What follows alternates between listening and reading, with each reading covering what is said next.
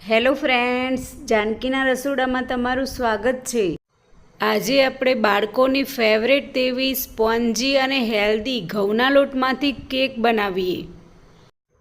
અહીં મેં આ રીતે બટર પેપરની જગ્યાએ કોરું કાગળ લીધું છે। તેને આપણે જે સાઈઝના વાસણમાં કેક બનાવી હોય તેનું આ રીતે કટિંગ કરી લેવું। મેં અહીં સ્ટીલનો ડબ્બો લીધો છે। હવે હું સ્ટીલના ડબ્બાની અંદર બધી જ બાજુ ઘી લગાવી દઈશ અને આ રીતે તેના ઉપર પેપર મૂકી તેના પર પણ ઘી લગાવી દઈશ। તો અહીં ઘરે જ આપણું બટર પેપર તૈયાર થઈ જાય છે, પરંતુ તેની જગ્યાએ જો તમારે બટર પેપર લેવું હોય તો તમે તેનો પણ ઉપયોગ કરી શકો છો।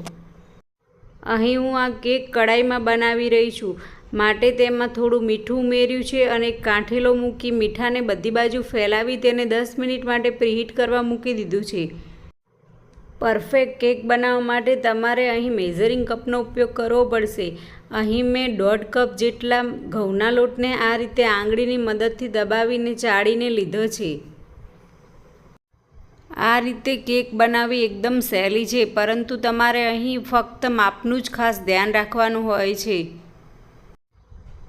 અહીં હું ચોકલેટી કેક બનાવી રહી છું, માટે મેં અહીં તેમાં 3/4 કપ જેટલો કોકો પાવડર ઉમેર્યો છે। કોકો પાવડરના આ રીતે ગઠ્ઠા ભાગીને તેને ખૂબ સારી રીતે ચાળીને લઈશું। કોકો પાવડર કોઈપણ કરિયાણાની દુકાન અથવા સુપર માર્કેટમાંથી તમને મળી રહેશે।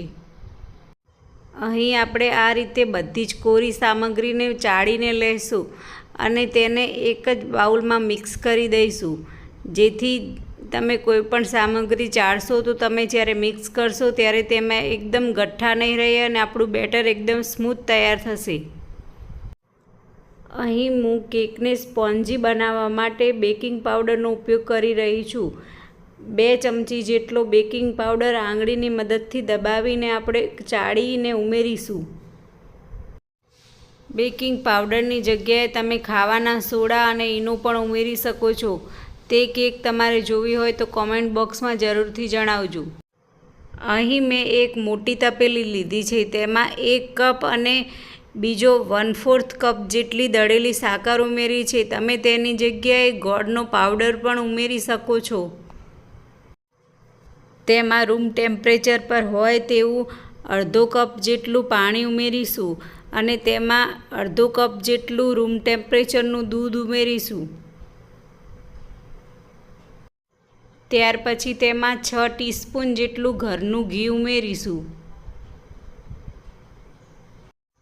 અહીં મેં બેકિંગ પાવડર સિવાય બહારની કોઈપણ વસ્તુનો ઉપયોગ કર્યો નથી। ઘરમાં જ રહેલી વસ્તુમાંથી આપણે એકદમ હેલ્ધી કેક બનાવીશું। અહીં આપણે કોઈપણ બટરનો ઉપયોગ કરવાની જરૂર નથી। ઘરના ઘીમાંથી જ એકદમ સરસ કેક બનીને તૈયાર થઈ જાય છે।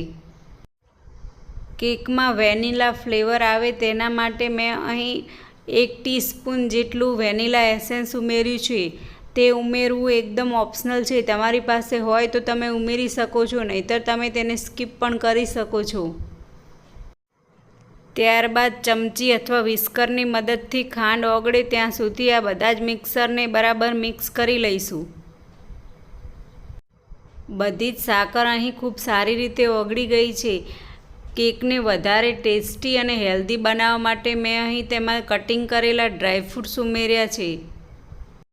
ચાળેલી કોરી સામગ્રીઓ સાથે આપણે ડ્રાયફ્રૂટ્સને મિક્સ કરી લઈશું અને થોડા ડ્રાયફ્રૂટ્સ આપણે ઉપરથી ઉમેરીશું, માટે મેં તેને બચાવીને રાખ્યા છે। હવે આ રીતે થોડી થોડી સામગ્રી આપણે બેટરમાં ઉમેરતા જઈશું। કોરી સામગ્રીને દૂધ અને પાણી સાથે મિક્સ કરતી વખતે આપણે કટ એન્ડ ફોલ્ડ મેથડનો ઉપયોગ કરીશું। તમે વિડીયોમાં બતાવ્યા મુજબ આ રીતે જો સામગ્રીને તેમાં મિક્સ કરશો તો તેમાં ગઠ્ઠા નહીં રહે અને તે ખૂબ સારી રીતે મિક્સ થઈ જશે। તમે જોઈ શકો છો ફ્રેન્ડ્સ, અહીં થોડી જ વારમાં બધી સામગ્રી ખૂબ સારી રીતે મિક્સ થતી જોવા મળી રહી છે। અહીં તમે પરફેક્ટ માપનું ધ્યાન રાખશો તો તમારે ઉપરથી પાણી ઉમેરવાની પણ કોઈ જરૂર નહીં પડે અને તેનું બેટર ખૂબ સારી રીતે તૈયાર થઈ જશે। અહીં આ રીતની કન્સિસ્ટન્સી થાય ત્યાં સુધી આપણે બેટરને મિક્સ કરી લેવું। તેને વધારે પડતું હલાવવાની કોઈ જરૂર નથી, પરંતુ આપણે તેમાં ગઠ્ઠા ન રહે તે રીતે મિક્સ કરી લેવું।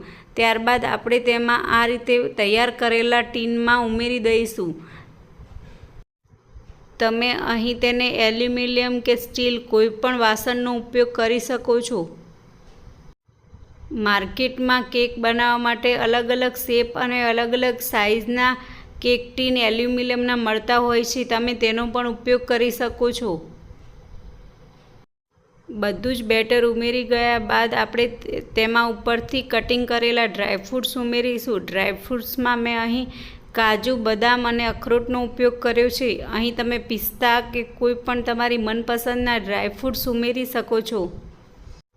જ્યારે આપણે કડાઈમાં કોઈ પણ વસ્તુ બેક કરીએ છીએ ત્યારે આપણું ઢાંકણ કાળું થઈ જાય છે.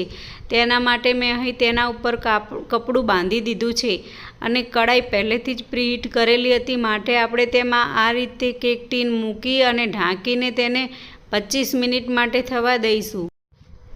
તમે તેને વચ્ચે 1-2 વાર ચેક પણ કરી શકો છો. તમે જોઈ શકો છો 25 થી 30 મિનિટમાં અહીં આપણી કેક એકદમ સારી રીતે બફાઈને તૈયાર થઈ ગઈ છે. મેં તેમાં છરી ઉમેરીને પણ તમને બતાવી દીધું છે. તે એકદમ ક્લીન નીકળે છે. એનો મતલબ એમ કે તમારી કેક બનીને તૈયાર થઈ ગઈ છે. હવે આપણે તેને 10 થી 15 મિનિટ માટે ઠરવા દઈશું અને ઠરી ગયા બાદ આપણે આ રીતે કોઈ પણ વાસણમાં કાઢી લઈશું. તમે જોઈ શકો છો અડતાની સાથે જ ભાગી જાય એવી એકદમ સ્પોન્જી કેક બનીને તૈયાર થઈ ગઈ છે. તેના ઉપર ડેકોરેશન કરવા માટે મેં અહીં એક વાટકામાં 2 ડેરી મિલ્ક લીધી હતી. ડેરી મિલ્કમાં 2 ચમચી જેટલું દૂધ ઉમેરી નીચે ગરમ પાણીવાળું વાસણ મૂકી તેને ઓગાળી આ રીતે કેક ઉપર લગાવી દીધું હતું અને તેના ઉપર મેં જેમ્સથી ડેકોરેટ કર્યું છે. તમે તમારી ઈચ્છા મુજબનું ડેકોરેશન અહીં તમે કરી શકો છો. તેને ફ્રીઝમાં મૂકી દીધી હતી. કેક સારી રીતે ચડી ગઈ હશે તો તમારું લગાવેલું પેપર એની જાતે જ ઉખડી જશે.